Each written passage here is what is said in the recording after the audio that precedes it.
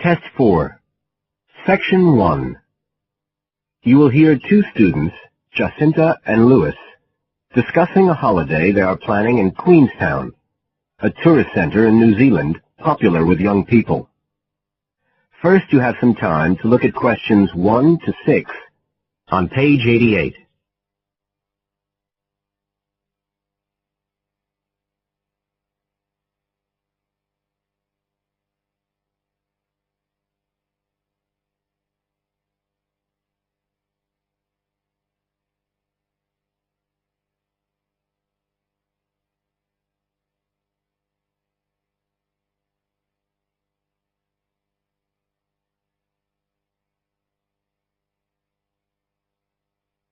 You will see that there is an example which has been done for you.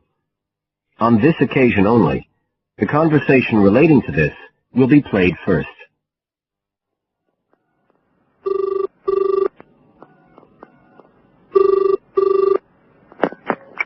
Hi, Lewis. It's Jacinta here. Oh, hi, Jacinta. I was just going to call you. I was thinking we ought to do something about accommodation for our trip to Queenstown. Yeah, actually, that's just why I rang you. I've been looking on the internet. There was one place that looked okay called Traveller's Lodge, but when I checked availability for January, when we're planning to go, I found it was fully booked. Right. Well, we'd better do something now, I suppose. Traveller's Lodge is fully booked. So fully booked has been written in the space. Now we shall begin. You should answer the questions as you listen, because you will not hear the recording a second time. Listen carefully and answer questions 1 to 6.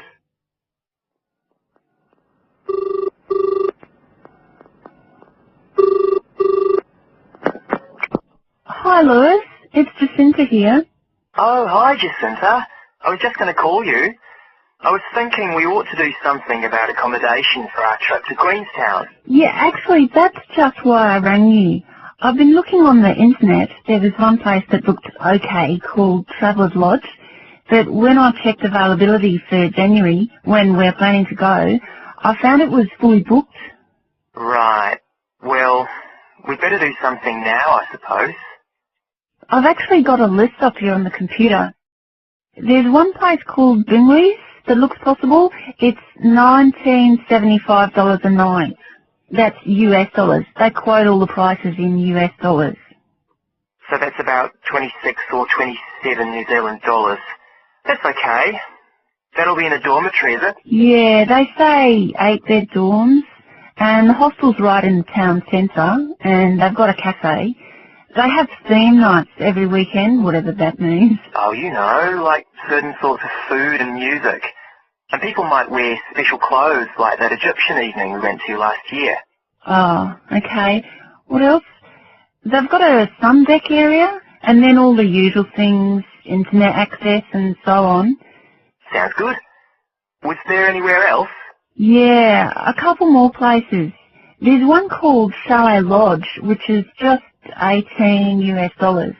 That's for a bed in a 12-bed dorm. They do single and family rooms as well. It looks as if it's a bit out of town. Says it's got an alpine setting, a quiet alpine setting. What do you think? Not sure. But actually it's not far out at all. It says 10 minutes walk from town, so...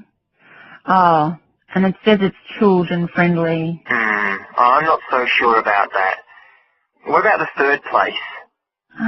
That's called Globetrotters. Let's see. They do private rooms or 5-bed dorms for $18.50. It's in the centre, just by the lake, and that includes breakfast. Didn't the other two? I don't think so. They didn't mention it, so probably not. Oh, and it says something about a free skydive. Wow. Don't know if I'm all that keen on jumping out of aeroplanes. Oh, actually, what it says is you can win a chance to do a skydive. They give one away every day to one of the guests. Well, if I win it, you can do it. Anyway, do they have room? Yeah, I checked the availability. Shall I go ahead and book there then? Fine. You now have some time to look at questions 7 to 10 on page 89.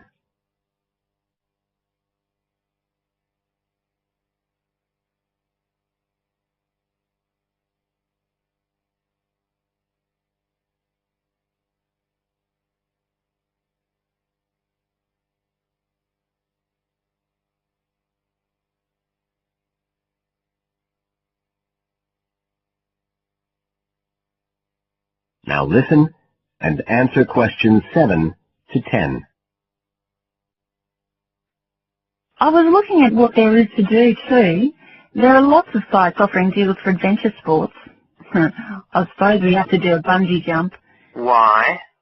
Well, it's Queenstown where they more or less started it as a sport.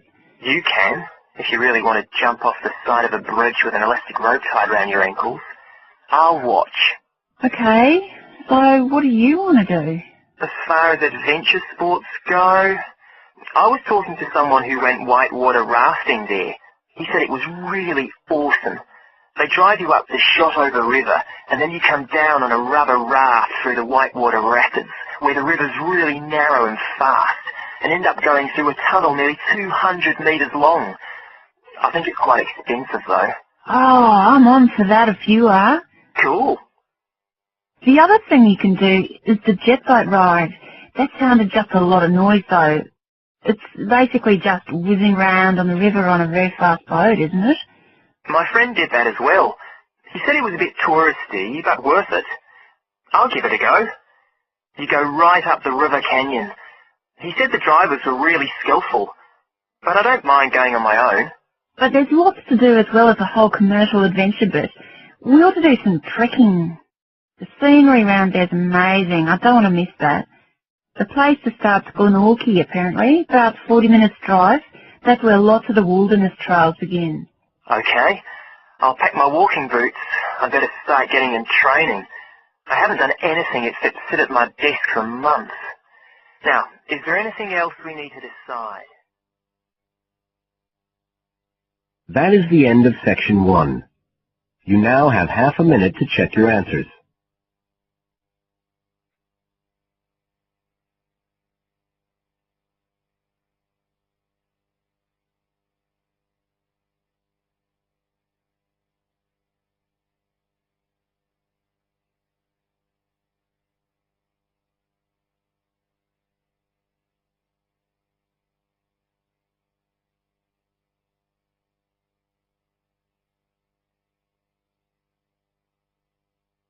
Now turn to section 2 on page 90.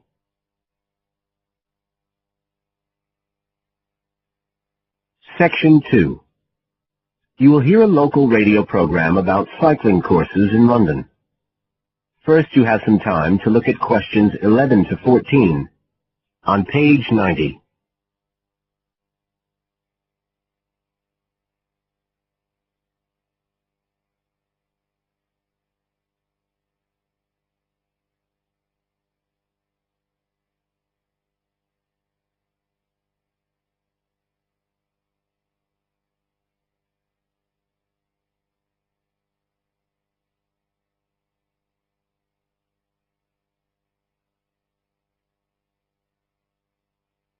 Now listen carefully and answer questions 11 to 14.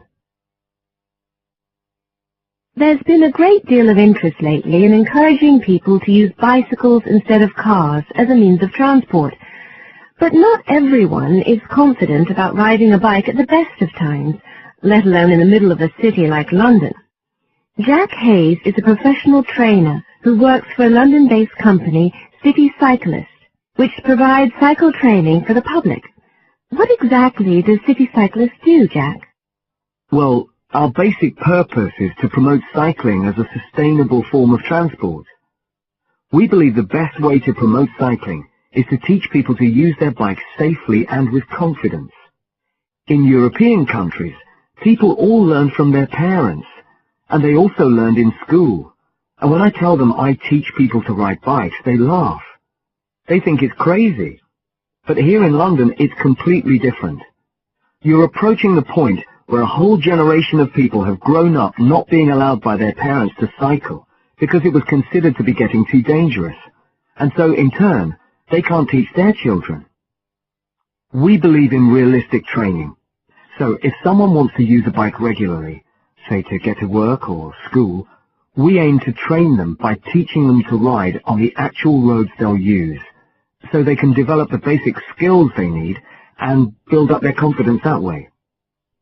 At City Cyclist, we believe cycling's for everyone, no matter what age or level of ability or mobility. We do complete beginners and also advanced courses. That's for urban cyclists who want to deal with things like riding in streets with complicated intersections and things like that.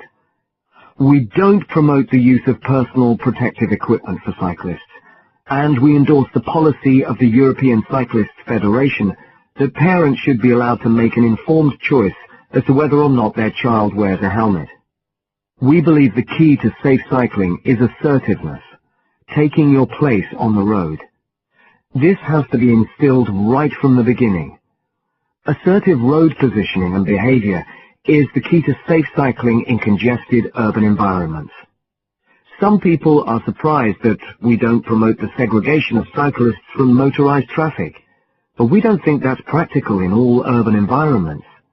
Instead, we teach people to use as much road space as they need to travel safely and effectively. You now have some time to look at questions 15 to 20 on page 91.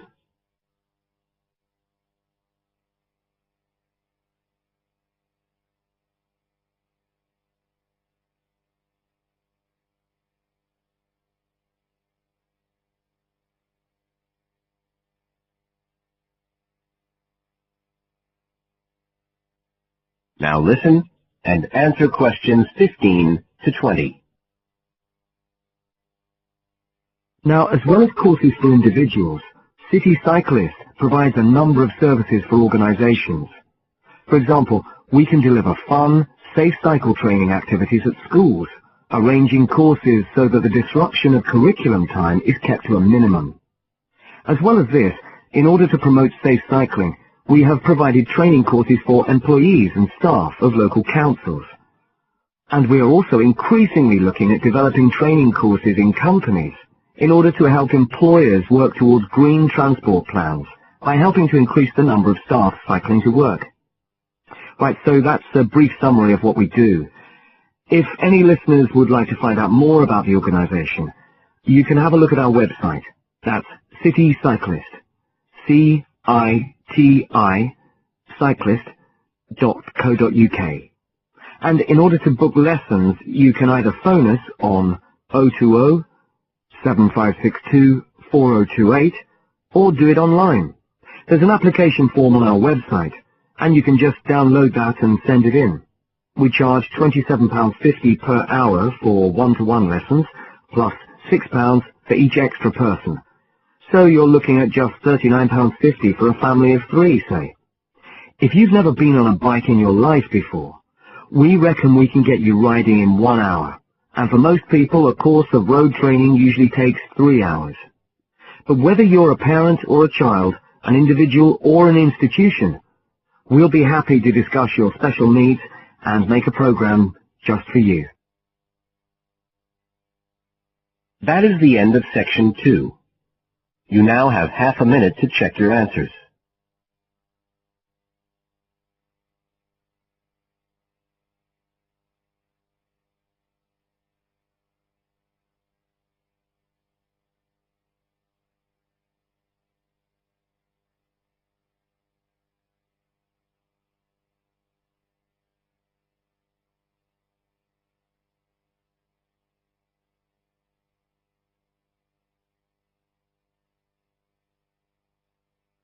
Now turn to section 3 on page 92.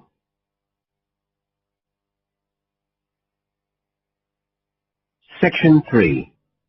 You will hear 2 students, Sharon and Zhao Li, talking to their tutor about a presentation they gave the previous week.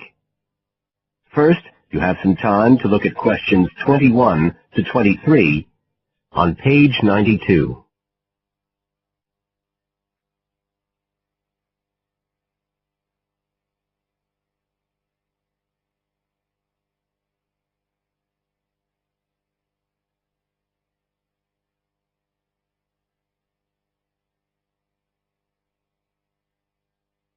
Now listen carefully and answer questions 21 to 23.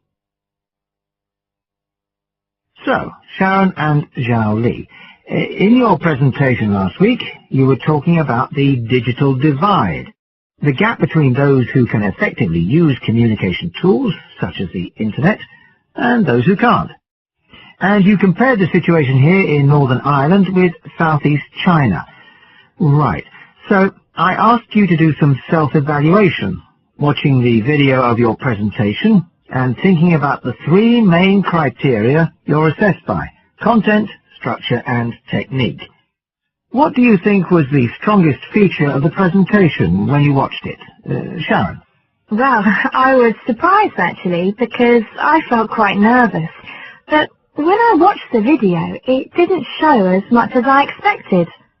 So which of the criteria would that come under? Confidence? That's not actually one of the criteria as such. Zhao Li? Technique? It's body language and eye contact, isn't it? Well, I didn't think I looked all that confident, but I think that our technique was generally good, like the way we designed and used the PowerPoint slides. So, you both feel happiest about that side of the presentation? Okay, now on the negative side, what would you change if you could do it again? Well, at first I thought that the introduction was going to be the problem, but actually I think that was okay. We defined our terms and identified key issues. It was more towards the end. The conclusion wasn't too bad, but the problem was the questions. We hadn't really expected there'd be any, so we hadn't thought about them that much. Okay, anything else? Well, like Zhao Li says, I thought the conclusion was okay, but when I watched this on the video, I thought the section on solutions seemed rather weak. Can you think why? Well, we explained what people are doing about the digital divide in China and Northern Ireland, but I suppose we didn't really evaluate any of the projects or ideas. It was just a list, and that was what people were asking us about at the end mostly. You now have some time to look at questions 24 to 30 on page 93.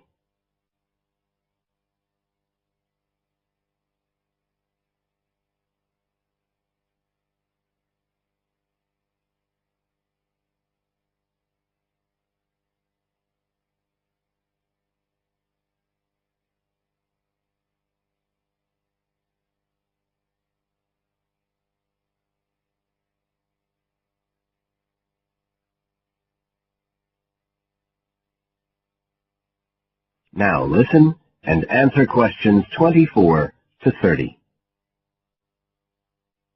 Okay. Now, I also asked you to get some peer evaluation from the other students. Yes, well, people said it was interesting, like the fact that in China the internet was used more for shopping than in Northern Ireland. They said sometimes it was a bit hard to understand because we were talking quite fast, but we didn't think so when we watched the video. No, it's a bit different though, because you know all this information already. If you're hearing it for the first time, you need more time to process it. That's why signposting the structure and organization of the talk is important. That seemed okay. No one mentioned that as a problem. Some people said that we could have had more on the slides, like some of the other groups had nearly everything they said written up on the visuals as well. But other people said the slides were good. They had just the key points. Yes. And most people said we had quite good eye contact and body language. They all pointed out we'd overrun. They all said we were 5 minutes over. But we timed it afterwards on the video, and it was only 3 minutes. We were a bit unsure about the background reading at first, but I think we did as much as we could in the time. Anyway, no one commented on that under content. But one thing that did come out was that they liked the fact we'd done research on both Northern Ireland and China. Most other people had just based their research on one country. We managed to get quite a lot of data from the internet, although we had to do our own analysis, and we did our own surveys as well in both countries. So the class gave us best feedback for content, but it was all okay. Right. Well, that's quite similar to the feedback I'm giving you. I was very impressed by the amount of work you've done and by your research methodology. So, actually, I'm giving you full marks for content. 5. Oh. The structure of the presentation was good, but not quite as good as the content. So, I gave that 4. And the same for technique. So, well done. Thank you. Now, the next stage is to write up your report. So, just a few pointers for you here. First of all, in your presentation, I think your ending was rather abrupt. You suddenly just stopped talking. It wasn't a big problem, but think about your closing sentences in your report. You want to round it off well. One thing I forgot to mention earlier was that I felt a very strong point was that after you'd given your results, you explained their limitations. The fact that we didn't have a very reliable sample in terms of age in China. Yes, that section. So don't forget to include that.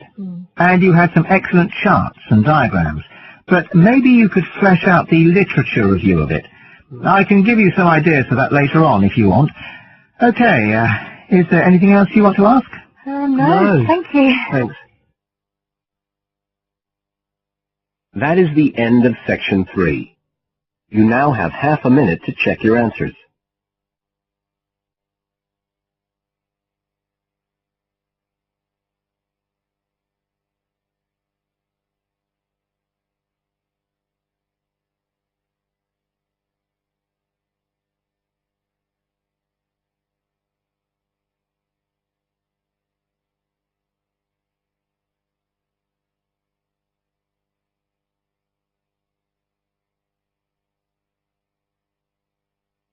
Now turn to section 4 on page 94.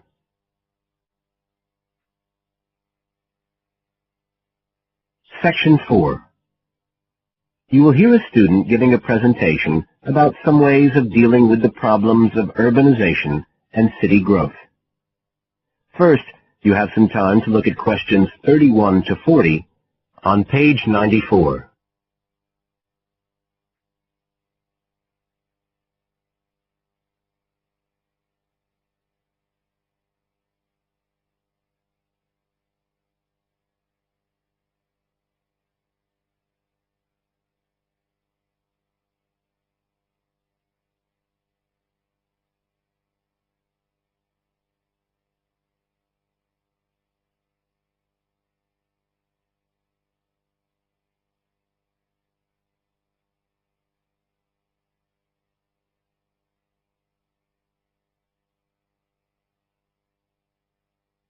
Now listen carefully and answer questions 31 to 40.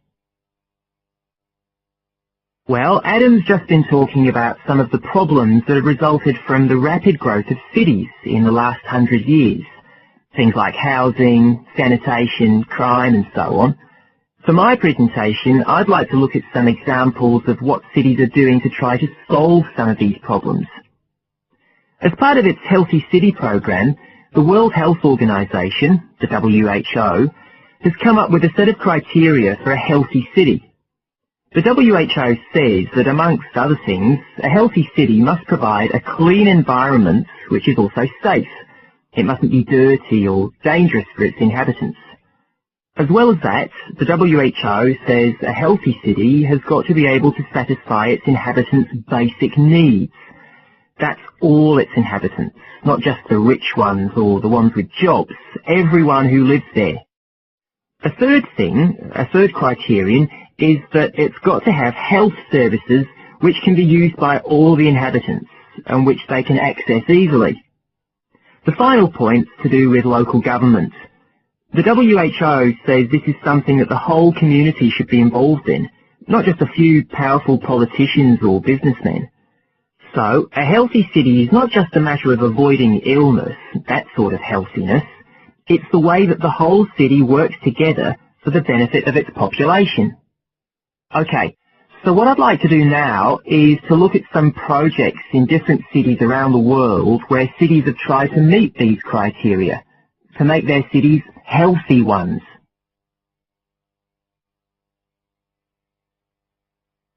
Right. The first project I'm going to discuss took place in Sri Lanka, and this project was called the Community Contract System, Its aim was to improve the places where the poorest section of the population lived, the squatter settlements. Basically, the problem was lack of infrastructure, things like drains, paths, wells for water and so on. So, a program was set in place to construct this infrastructure. But what was different about it was that the residents did this, the people who actually lived there, not people from outside. And this meant that not only did the people end up with improved housing and infrastructure, but also, because they had contracts with the community, it improved their chances from an economic point of view. So that's the way the lives of people in one urban environment were improved. The next project I'd like to discuss took place in the capital city of Mali in West Africa. This project involved setting up a cooperative to try to solve the problems of sanitation in the old central quarters of the city. One of the main problems was a lack of a system for garbage collection, which meant that there were a lot of insects, and this was causing disease. And again, it's interesting to look at who was involved in dealing with this problem. In this case, the cooperative involved students who had graduated from secondary school in getting a system going. As well as that, the cooperative set up a campaign to educate the public about the importance of good sanitation through showing films and setting up discussion groups among the local people, especially women and adolescents. And the outcome was an increased environmental awareness, which led to changes in household behaviour, as well as improved living conditions. Okay, the third project was in Egypt, just outside the capital, Cairo, which is a city that's grown very rapidly in the last few decades. This project was based in a women's centre in a poor area called Makatim. The aim of the project was to support girls, young women from the area from poor families. So these were women who had no education. They'd never been to school, so they were totally illiterate, and they had no chance of getting jobs. At the women's centre, they were shown how to sew and how to weave, and once they'd learned these skills, they were given the equipment, a sewing machine or a loom, so that they could make things to sell and had a chance of earning their own living. And this project has meant that these young women have greater status in the community, but as well as that, they can enjoy a better quality of life. So I don't think the problem is that cities are bad. This world and its cities have the resources to provide for the population that lives there. What it takes is a stronger will and a better distribution of resources. That is the end of section 4. You now have half a minute to check your answers.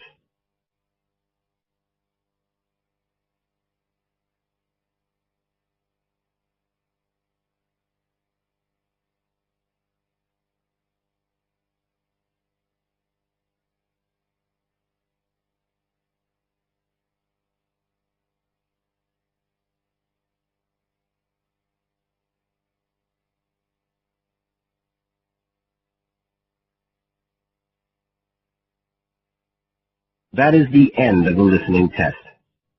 You now have 10 minutes to transfer your answers to the separate answer sheet.